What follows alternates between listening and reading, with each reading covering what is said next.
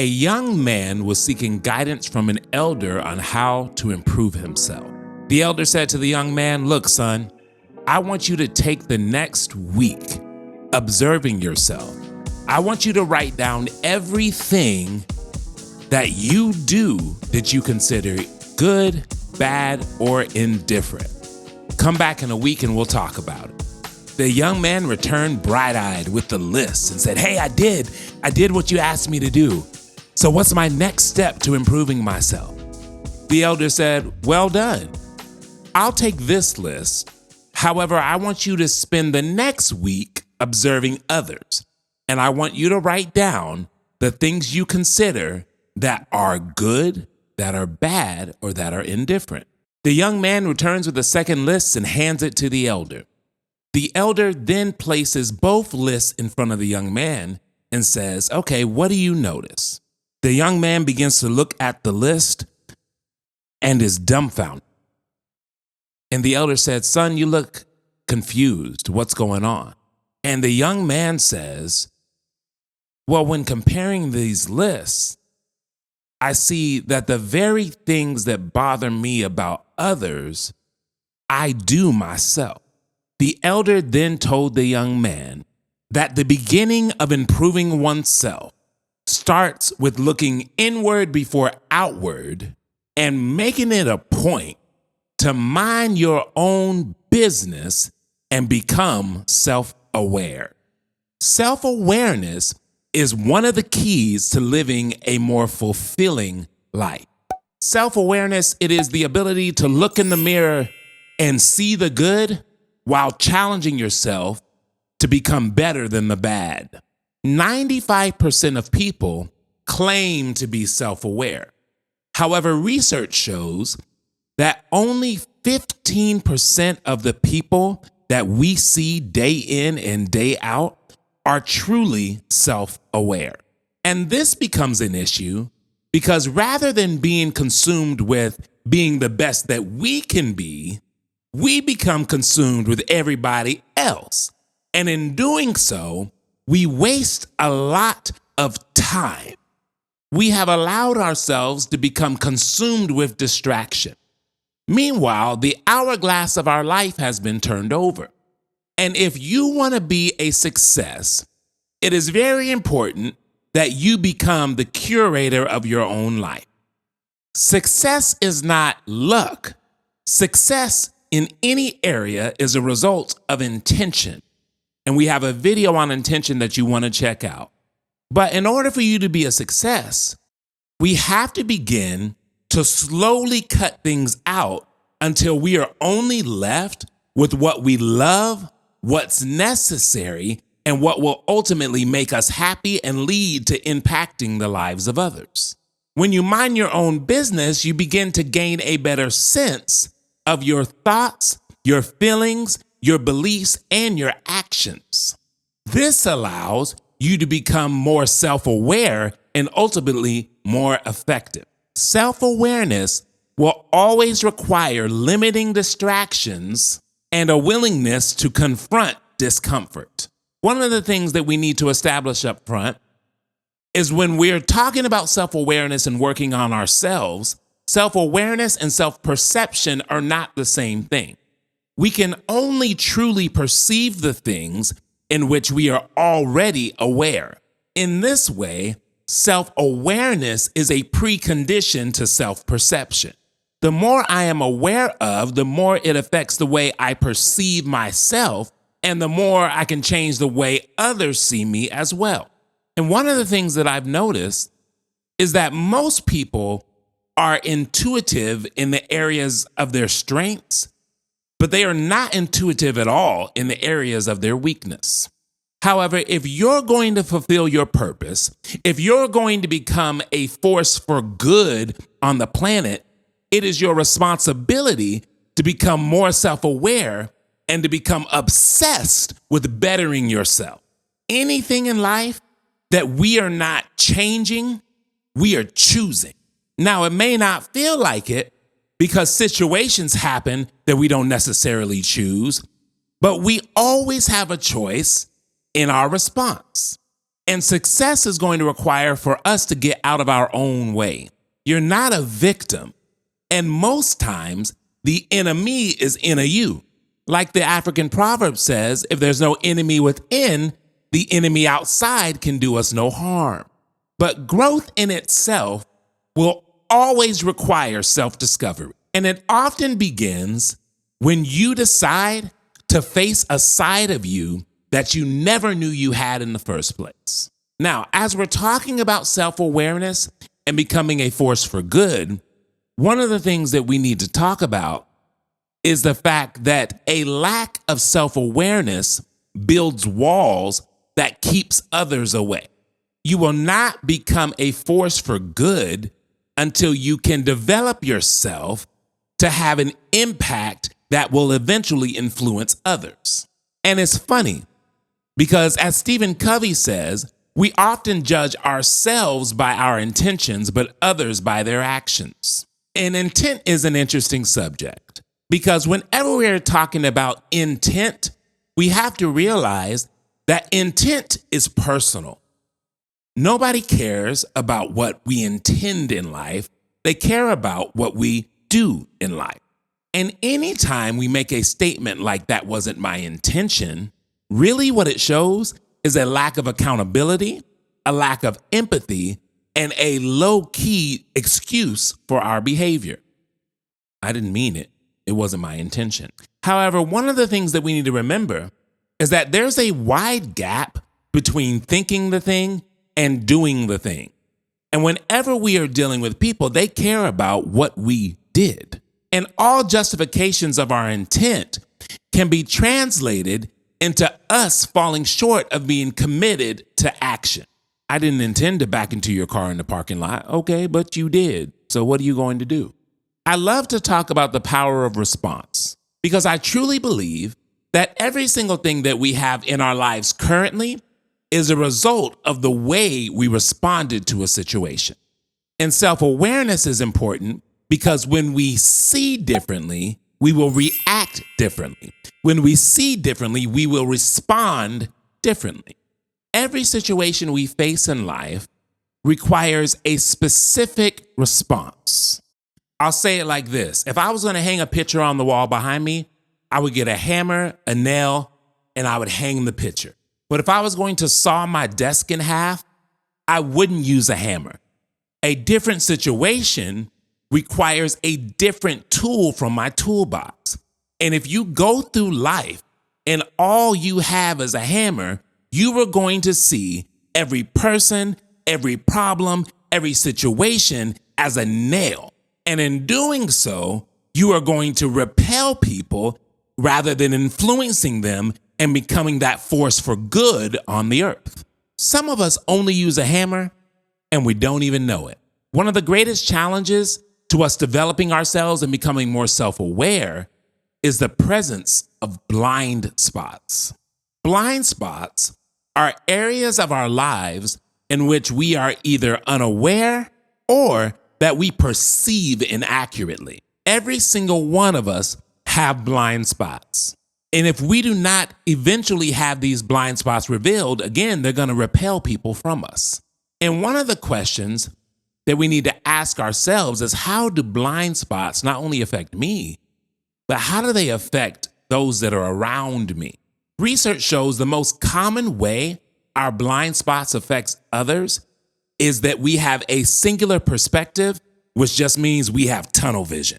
Every single instance, we are only thinking about how this affects us, what we are going to do next. It is me, I.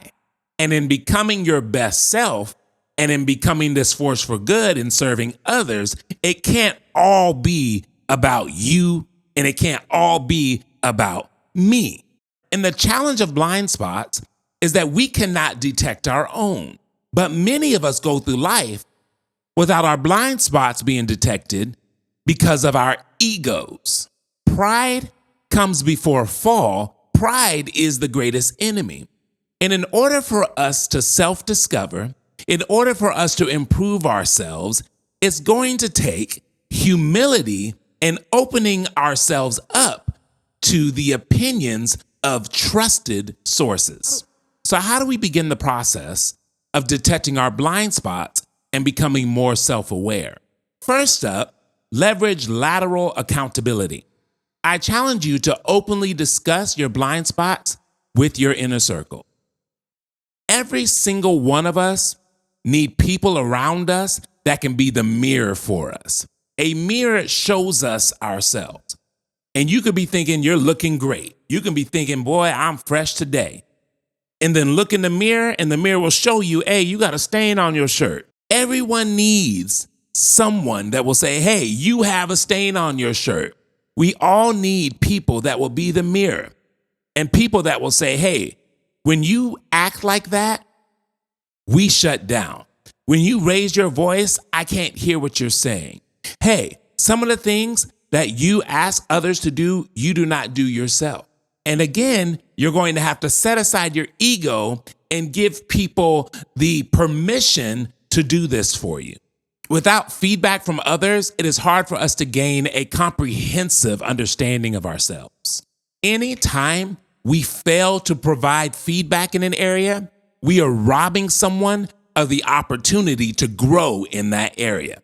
But again, they are not going to do it if you do not give them the permission to do it. Most people will not. Another way to begin this process of self-discovery is to become hyper-aware of defense mechanisms. When faced with information that contradicts our self-perception or our ego, we naturally get defensive. We start denying, we start rationalizing, we start projecting. These are the things that naturally happen. These are the defense mechanisms that naturally happen whenever we are faced with someone showing us ourselves in the mirror and we're like, nah, that ain't us. Yeah, it's you. Because whenever anyone criticizes you, you get all defensive. We need to pay close attention to our emotions and label them out loud when they arise.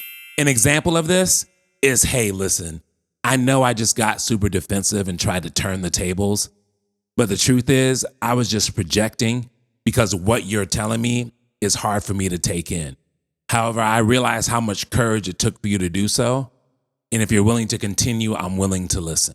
One of the things that helped me to manage my emotions is the old country saying that a hit dog will holler. I remember Moncks Corner, South Carolina. There is nothing to do in Moncks Corner, South Carolina. My grandparents lived there and we would go visit them. There was literally nothing to do but catch lizards and go to sleep. But there was this old man in Moncks Corner growing up that was dropping knowledge. And one of the things as I've gotten older, I've learned is to listen when experience speaks. Back then as a little kid, I wasn't worried about listening when experience speaks. But me and my cousin, we're outside trying to play and we're starting to fuss back and forth. The old man wants to know what's going on. So he's trying to sort it all out. He asked me a question and I get super defensive. And this old country man looked at me and said, boy, a hit dog will holler. And I was like, what? I didn't know whether to be happy, mad, sad, what. He had just confused me because he randomly said, as he's correcting me, a hit dog will holler. He said, you know what I mean, boy? I said, no. He said, well, let me tell you something. If you ever see a pack of dogs, you throw a rock up in the air, how you know the one you hit, boy? And I said, I don't know. He said, the one that hollers, boy. And you getting all worked up. Now, for those of you that might not understand country lingo, let me clarify what he's saying. What he was saying is a very defensive reaction to an accusation is often an admission of guilt. And one of the things that we need to train ourselves to do is anytime there's a situation where we are getting super, super worked up and super hot, we need to realize that that is often an indication that it is an area in which you need to listen the most. In our self-awareness journey, we also need to be aware of cognitive biases. There are two that we really need to be aware of. The first one is confirmation bias. And confirmation bias is when we seek out information that confirms our beliefs. The second one is self-serving bias. And self-serving bias is when we attribute success to internal factors, but failure to external factors. Both of these will distort our perceptions and keep us from accurately assessing ourselves. It is very important that we challenge every assumption. A long time ago, there was a wise Zen master that was living deep in the mountains. Many people would come and ask him to teach them. One day, a professor made the long journey to go and visit him and ask him for his wisdom. The professor introduced himself to the Zen master by mentioning all of his academic grades and his accomplishments. He even said arrogantly to the Zen master, "I've come for you to teach me what I don't know about Zen. Open my mind to enlightenment." The Zen master, hearing his tone, smiled and said, "We should discuss this over a cup of tea." When the tea was ready, the Zen master poured a cup for his visitor. But when the cup was full, he didn't stop pouring. The tea is spilling onto the table. He didn't stop pouring. The tea is spilling off of the table onto the floor. He didn't stop pouring. The professor finally goes, "Hey, man, what are you doing? There's tea all over the place. You're spilling it everywhere. Can't you see that the cup is full?" The Zen master finally stopped pouring, smiled at the professor, and said, "You are like this cup. You are so full of your own opinions and speculations that nothing can be added. There's nothing that I'm going to say that can be added or that could add value to your life. Come back to me with humility when your cup is empty." And the lesson is that it is important to consider alternative perspectives and to strive to approach situations with curiosity and openness. The last way to improve our self-awareness is to challenge ourselves to be patient and persistent. Remember that self-awareness, like growth, it is not something that you arrive at. It's a journey. Every single day, we're presented with the opportunity to learn something about ourselves. And as you go through life, you adjust and you shift. You're not the same person you were 10 years ago. You're not the same person you were 5 years ago. Some of us are not the same person we were a year ago. Be patient with yourself and remain committed to the process of growth.